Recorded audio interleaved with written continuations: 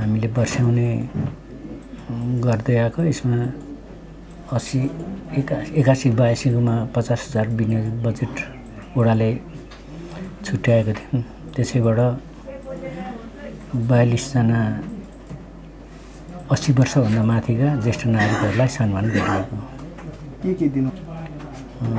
Blanket एउटा, अनि फुटी र बिस्कुट एउटा।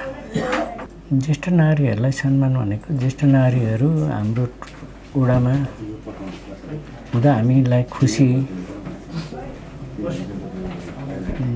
उनीहरूलाई केही सम्मान गर्नुपर्छ हामीले। उनीहरू धेरै वर्षसम्म बाँचिरहनु भएको छ।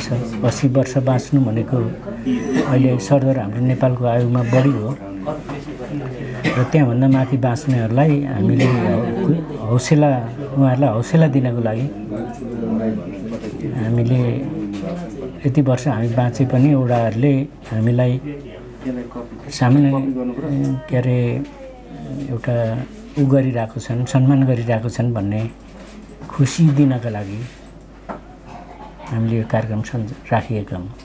त्यस्तो गुनासो सामाजिक सुरक्षा भत्तामा पनि कतिपय कुराहरू कति ठाउँमा यस्तो गरे घरमा चाहिँ लगिदिने नदिने, यस्तो आउन नसक्नेलाई भन्ने कुराहरू आउँछ। त्यसमा मैले बुढाबुढीकै हातमा पर्नुपर्छ यो भनेर हामीले व्यवस्था गरेका छौँ र बुढाबुढीहरू प्राय अहिले रिपोर्ट त्यस्तो हामीलाई आएको छैन अहिलेसम्म।